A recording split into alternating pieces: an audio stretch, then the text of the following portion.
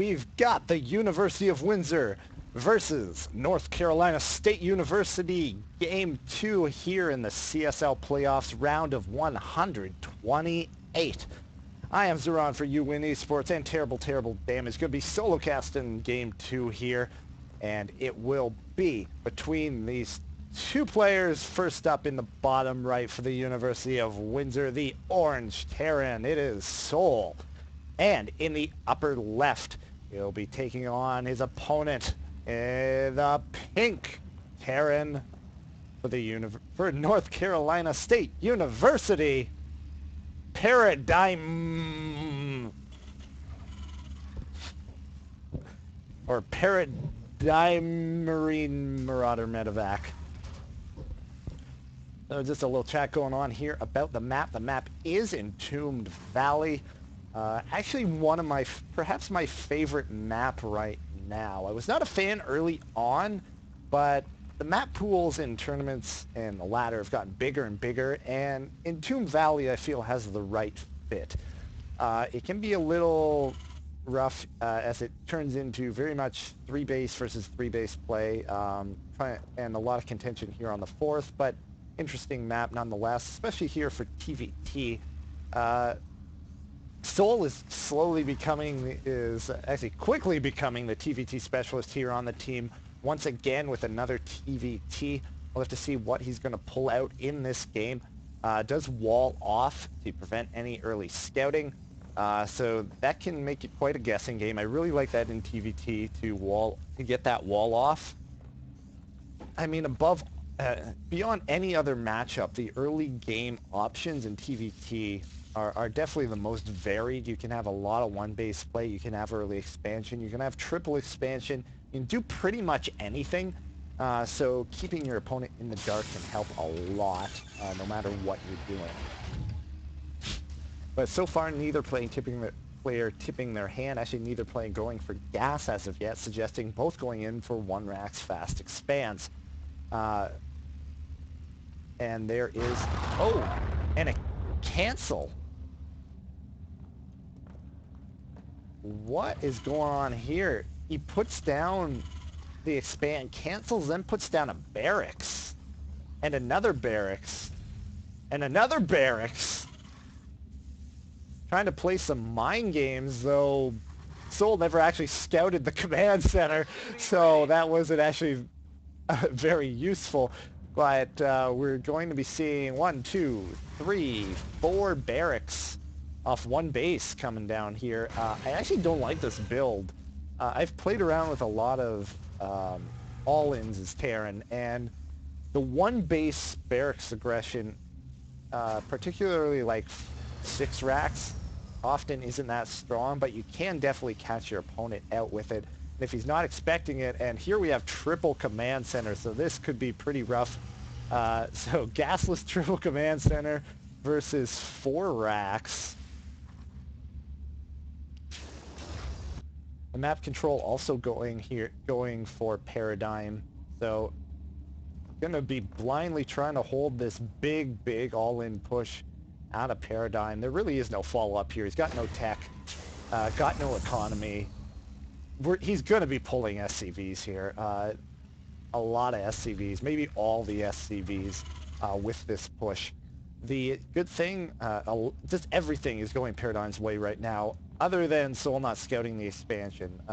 Not scouting that means it has a tougher time, but it doesn't matter. He went in for that super eco build, and here come the Marines. Only 4 SCVs. I am surprised, because he's actually going to be banking up too many minerals here. He actually can't spend all his economy right now off of just 4 barracks. So as we see here, he's banking up over 500 minerals. So this is not the most optimized all-in. We have 5 Marines here, a bunch of SCVs moving in, going to be power through all these Marines. No bunkers even in place. Does not get the supply depot up in time. Goes for this mineral, walks around with the SCVs, going to be taking out all these Marines with pure SCVs, losing a lot of SCVs in fact, but actually holds that initial push off, but the waves are going to keep coming. And as mentioned, he's now banking up 700. SCV's going to continue to fight. If we look back at the main here, pretty much no mining going on here for Soul, so he really needs to kill this off completely, but if he does, he's in a glorious position, pretty much unstoppable position here. If we look at the SCV count, 14 for Soul, 17 for Paradigm, killing off 12 workers versus 4, but we got triple mule going on here for Soul, so Paradigm is not aware of that, so he may think he's in a, well, he has to think he's behind. He may think he's in a better position than he is because of how many SCVs he did actually kill off. Going to be trying to transition out of this, but there actually is no transition here. No tech, no econ. He's way behind in everything. So this is going to be a miracle comeback if I ever saw one from Paradigm, if he can turn this around. The one thing we can say is he did kill off a lot of SCVs, so right now he does have even SCVs, but that is going to quickly go in favor of Soul, as well as Soul already having that double, that triple mule production. So we see here the econ doubling his opponent for Soul. So looking really good. We have to see what he transitions into. Here comes the 4th barracks. So it looks like he's going to be staying on a lot of bio play here for quite a while. Not getting add-ons on these 2 barracks as of yet, playing it safe after that big rush, making sure he has the Marine count before he actually delays it by getting add-ons on those production facilities. Banking up a bit there, 400 minerals. We're going to be seeing him go into double engineering base. They're going for the double upgrades.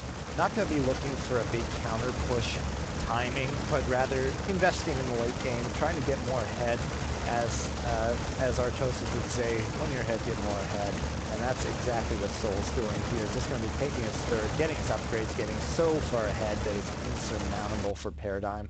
We'll have to see how he plans on getting back into this. He is getting his add-ons on his barracks. Does have Stim started. If we look at Stim, Soul is ahead in that as well. He does have +1 started before his opponent. +1 actually starting.